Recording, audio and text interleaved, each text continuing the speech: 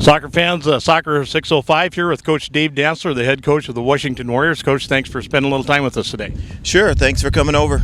So you got the guys out, they're running toward the end of the first week.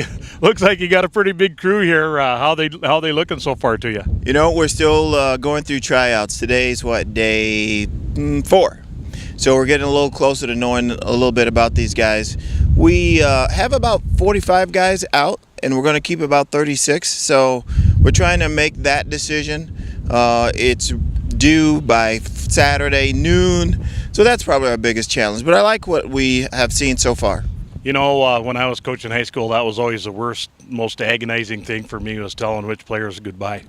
Yeah, we had the parents meeting, the activities association night at the school on Tuesday night. And that, again, I told them, that's the toughest part of my job. Once we get the roster set, it's smooth sailing from there. So how are you, what's your makeup going to be this year? I know you had some really good players go off to college last year. So what do you got coming up this year? Yeah, we had 3-4 guys take off playing college ball this fall. We'll have probably 6 or 7 seniors. Our junior class is not as large as we'd like to see. There's only 3 of those fellas roaming around. But the sophomore class is huge, the freshman class is huge, and the quality's high. So we're hopeful. Well, that's, kind of a double-edged sword there. If you have a lot of sophomores, that just makes them a lot better in 2 years, too. Yeah, if we can avoid ugly showing up and not taking too many lumps, it'll be a nice ride. So, there's going to be a couple little change-ups here. You still get to play your good old friend, Coach Grossman, over there at O'Gorman, despite the mix, or not the mix-up, but the change-up to South Dakota Activities Association. Do you think that's going to have much effect on the state tournament later? We're still trying to figure that out ourselves. Obviously we're headed to Rapid and not to Aberdeen, and so we won't see our Aberdeen buddies this year at all for the first time ever in high school soccer. It's kind of a weird thing. But we did pick up a friendly with OG, and we just got to play it out and see what happens. We'll be a lot smarter after 1 year of this stuff. I wonder, are you hearing any rumblings around the school or the district here about the thoughts on either going with High School Activities Association or not? If we had our choice, I would say if we had our choice, everyone should do the same thing. We're all sanctioned. We're all unsanctioned. Well, it seems like we should all be sanctioned. But my wallet can't make that happen, so we're just going to let it play out. But it would be great if we could get there. Well, and that's kind of the thing. It's not the best time, with budget constraints and stuff, to be absorbing another program. But, there's a lot of people saying the rest of the sports ought to be looking at how soccer funds itself and switch to that. I think there's a lot of things that we do well within this thing called club soccer. I am not picking sides or picking on anybody, but I think if we put our head together, we could come up with the dough.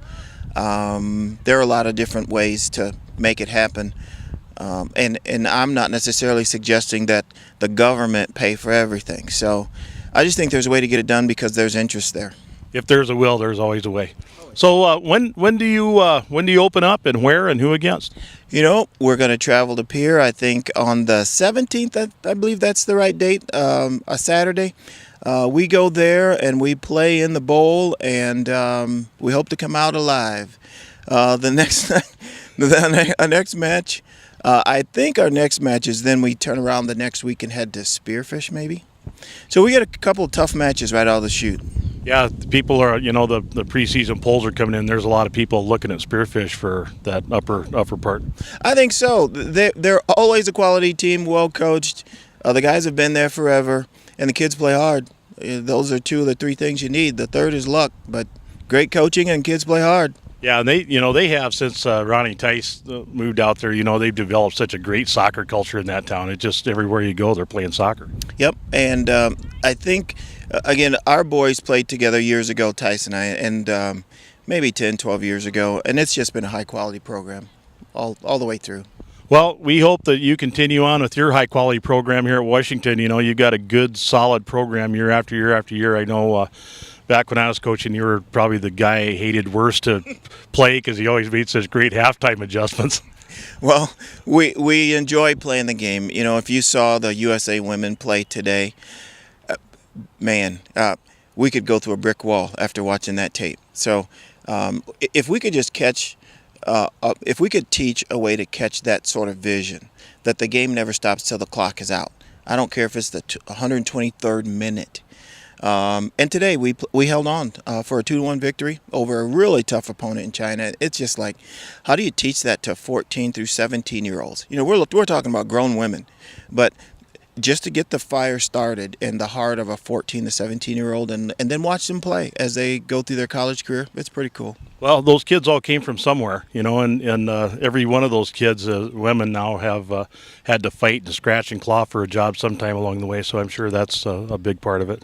So, Coach Dancler, once again, thanks very much for spending some time with us. I can't wait to have our Saturday afternoon visits for Coach's Corner, and I'm sure we'll catch up with you a time or two more out on the soccer field. Well, we appreciate what you do in 605 because we've got to figure out a way to stay together and communicate. And it doesn't seem like a big deal, but it's a really big deal because we can go to one place and we can hear what our buddies are saying, thinking, talking, and it's really cool. So thanks much. Thanks, Dave.